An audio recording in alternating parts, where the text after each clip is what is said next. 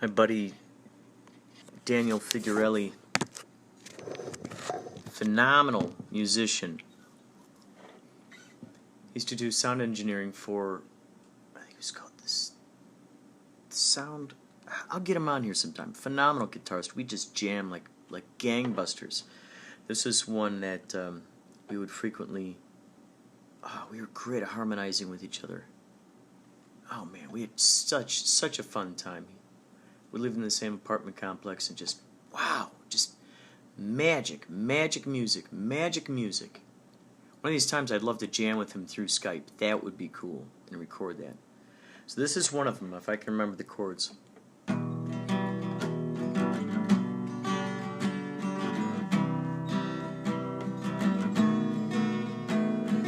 What goes on in the outside goes on in the inside. What goes on in the inside goes on the outside.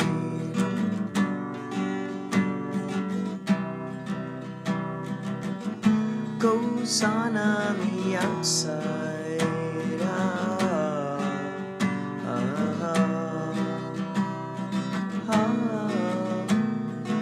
What goes on in the inside goes on the outside. What goes on the outside goes on the inside. Goes on in the inside. What goes on?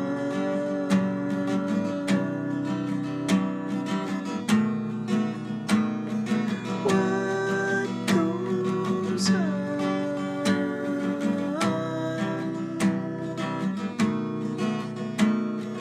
What goes on in the inside goes on the outside. What goes on the outside goes on in the inside. What goes on?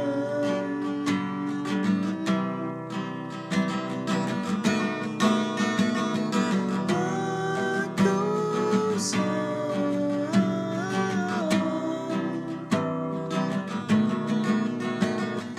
What goes on the inside goes on the outside. What goes on the outside goes on in the inside. What goes on in the inside goes on the outside. What goes on the outside goes on in the inside.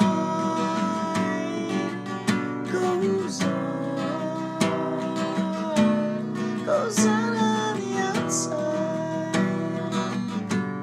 Can you imagine those Leonard Cohen angelic voices going? What goes on?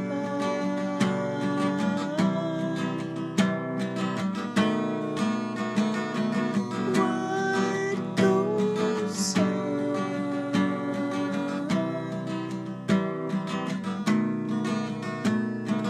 What goes on the outside goes out on the inside.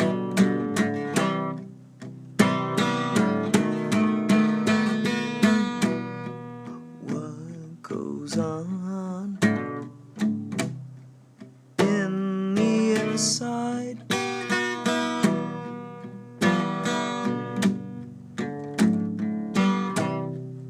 goes on the outside. Oh, what goes on the the outside, goes on in the inside, goes on the outside, goes on the inside, goes on the outside, goes on the inside, goes on the outside, goes on the inside, goes on the inside, and goes on the outside, goes on the inside, goes on the outside, goes on the inside, goes on in the inside, goes on the outside, goes on the inside.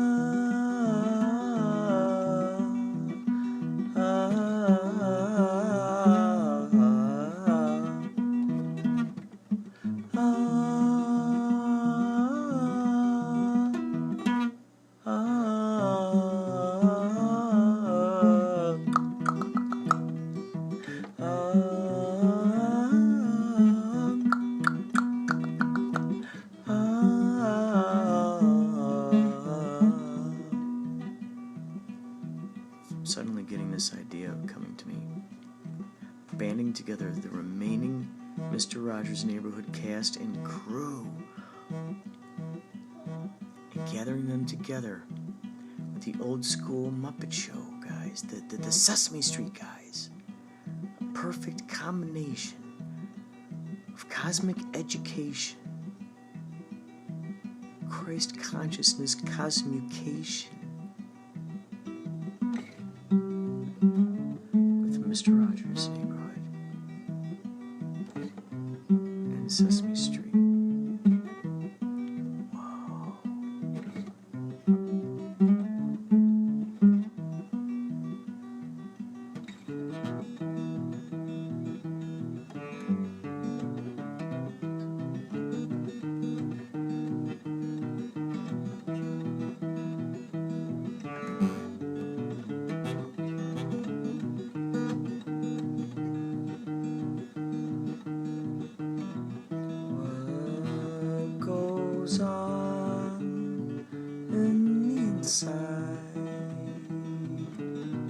goes on the outside?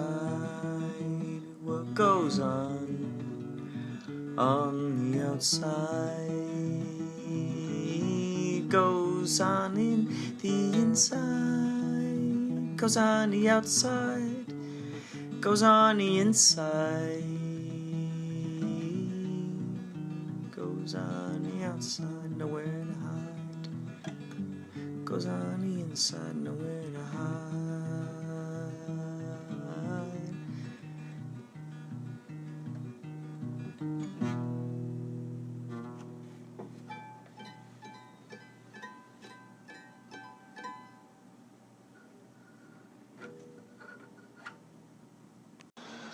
Hi, this is Jay Ossing from Twin Peaks The Return. You're listening to Inspirado Projecto.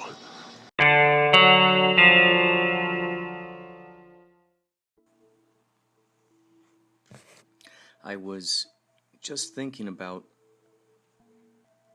I'm not certain what it was that made me think about this.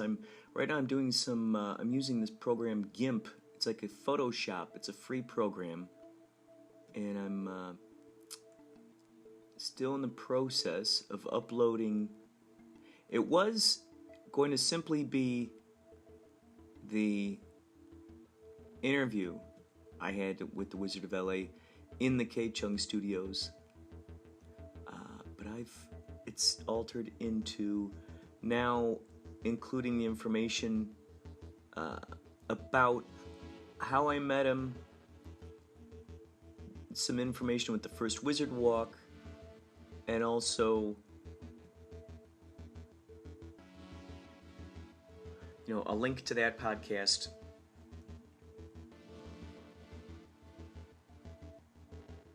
Episode.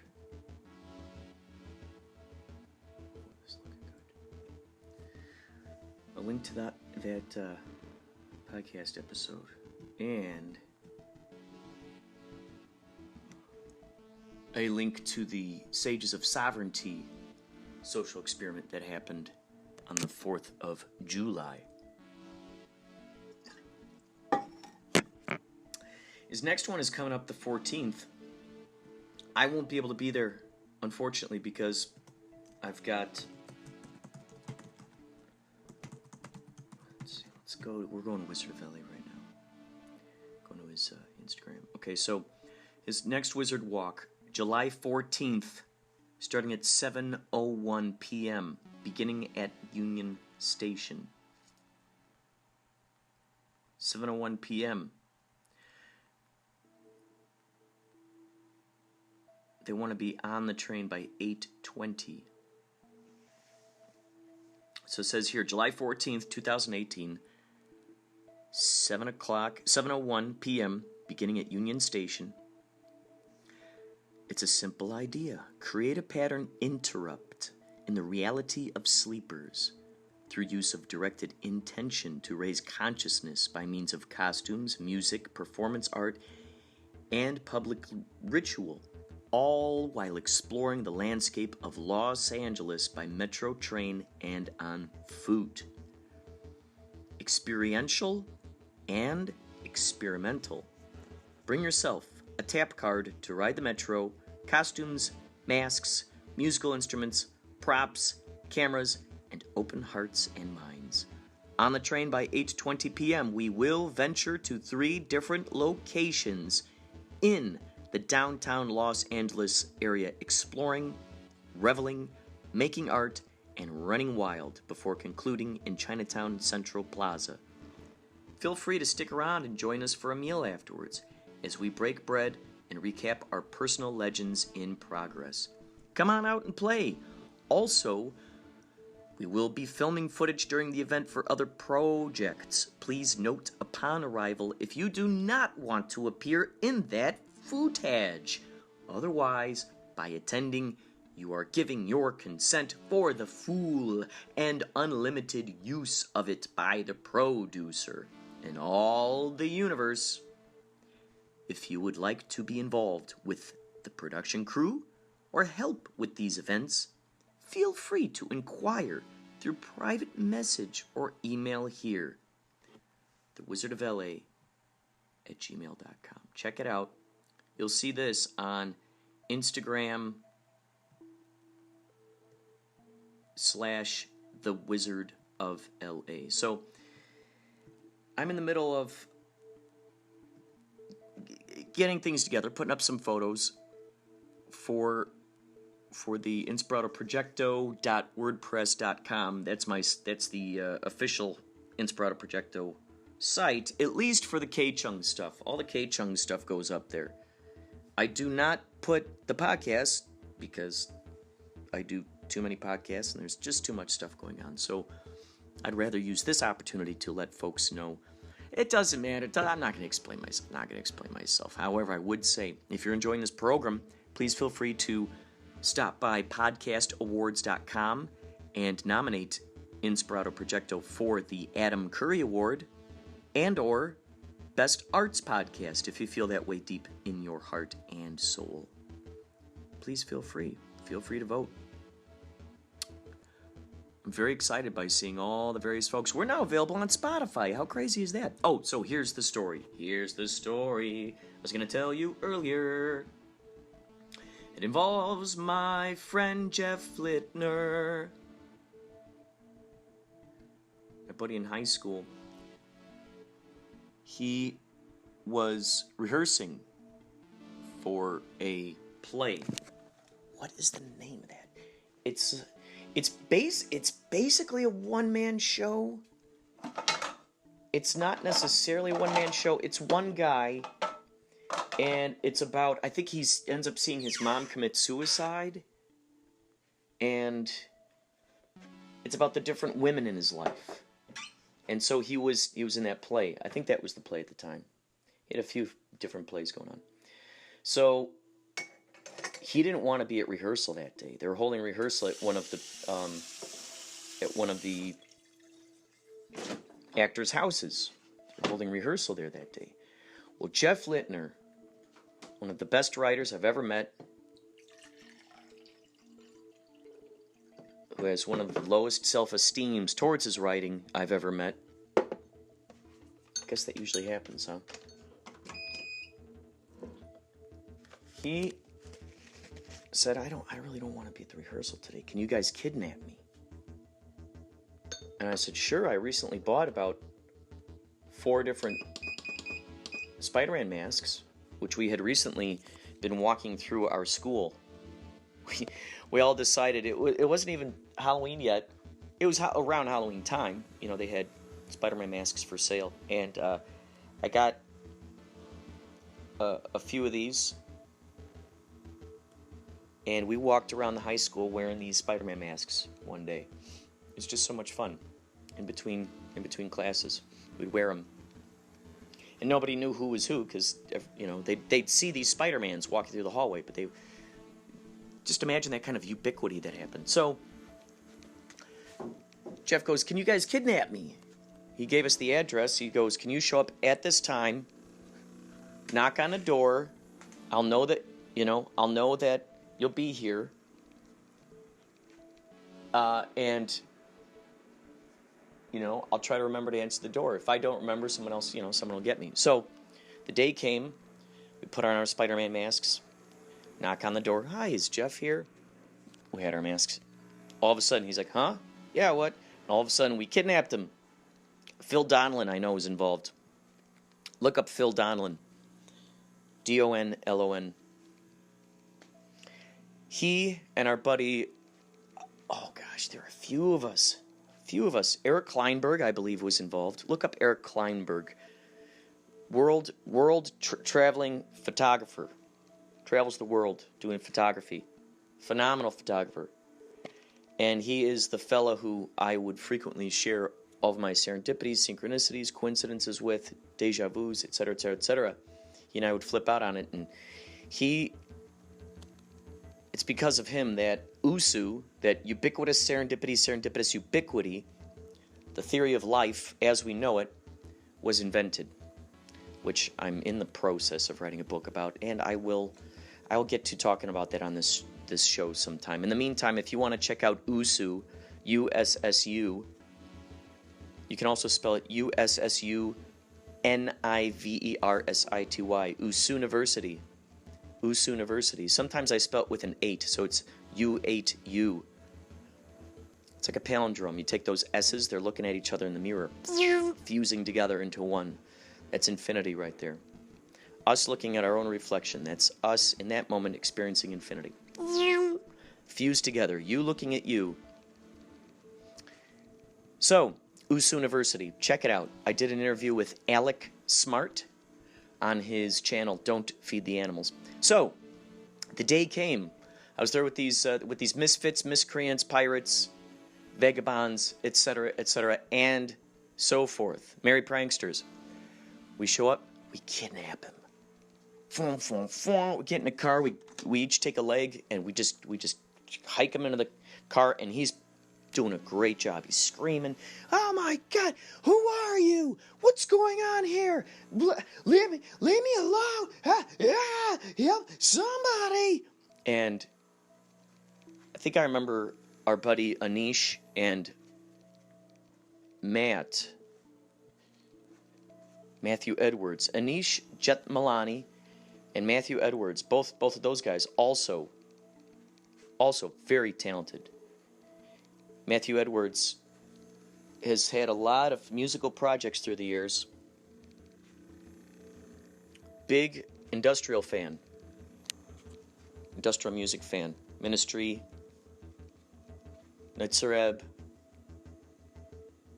KMFDM, those kinds of guys. That kind of sound. He makes that kind of music. Anish, I believe he still does theater. I'm so grateful to have known so many talented folks. A lot of these folks came from our high school, Glenbard North. Did you know Billy Corgan went there? Billy Corgan. Look up Keely Sanchez, too, while you're at it. Kiele Sanchez. She was in The Purge. I think she's still on a TV show, like a UFC kind of fighting show. She plays the wife of a guy who's like a UFC fighter kind of dude.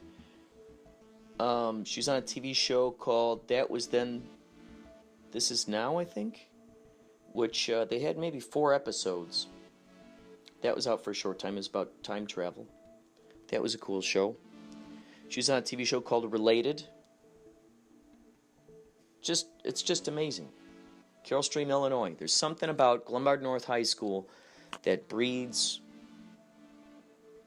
this go-getter attitude, this desire to create what we love to, the art that we want to see in the world. There must be something to that place. Jason McNeil, look him up. He's another gem from Glenbard North High School. He's a stand-up comedian. Look up his hilarity-grams. He does sort of like it's like telegrams, but they're just, he shows up to your door dressed as various characters, and he does stand-up comedy. Gosh, so cool. So, yeah, anyway, we kidnap Jeff, throw him in the car, drive off, and people are flipping out. They're like, who was that? What the heck? What just happened? What the heck? So it was just this big mystery in people's brains. And eventually the truth came out as to what happened. So I was reminded of that while I was sitting here doing this kaleidoscopic Jesus Photoshop thing here.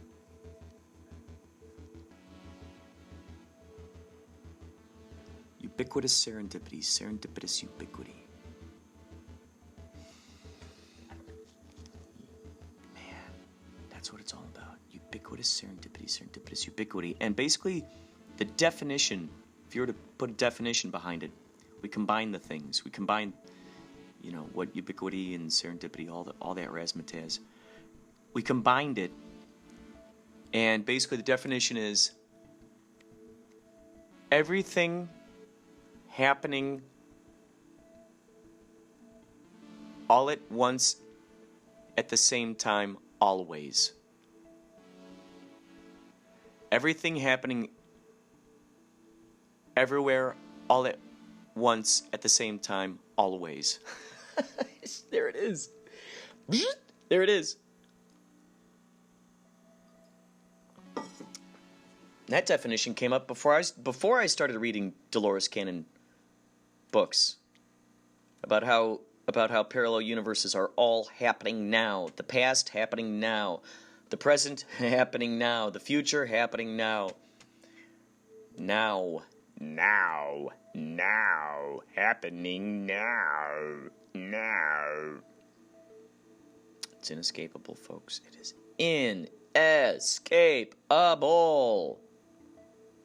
You cannot hide from it if you tried. You cannot hide from it if you tried. That's right. You couldn't hide from it if you tried. Oh, by the way, this is something I want to share with you. It's so funny.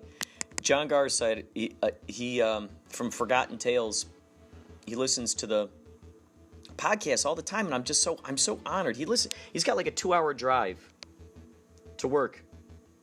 2 hours one way, 2 hours another way. Then he throws on some podcasts. That's like really the best place to listen to a podcast in your car. So he goes, I love that you reject the news on your show. That said, here is a news story you may want to talk about on this show. Oh man, I love it. This article is about a woman. And of course he sent this to me, and of course I saw the trailer that I saw before the Mr. Rogers show. That's something I meant to bring up, which I'll bring up now. I gotta turn off airplane mode. Surprise, surprise, if I want to go on the internet. I gotta turn off airplane mode. Alright, fair enough. If that's what's going on, fair enough. Okay, here we go. Miami Herald. It's coming to you live from the Miami Herald.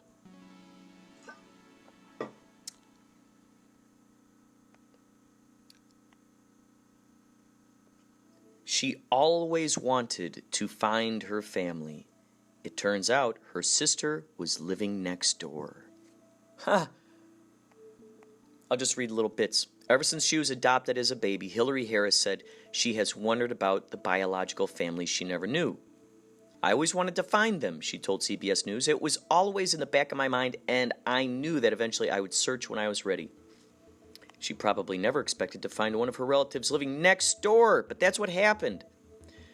So it turns out she ended up going off, checking out the adoption documents from this Catholic Charities thing, and they revealed her biological parents were named Bonnie Carl and Wayne Klaus. She found out that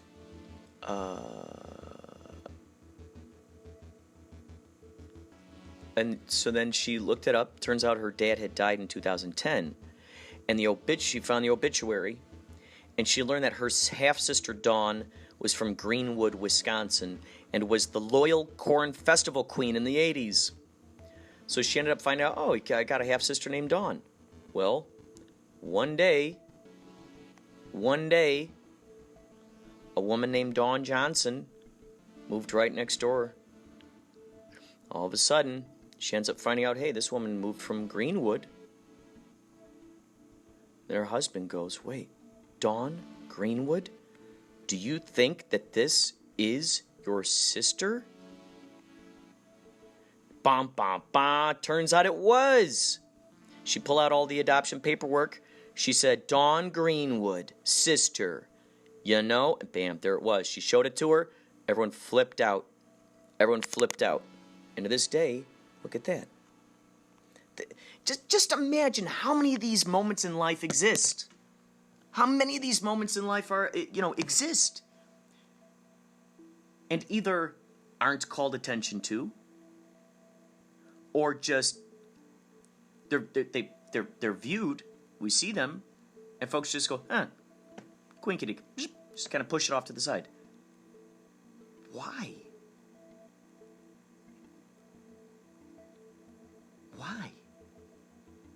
That's miraculous right there.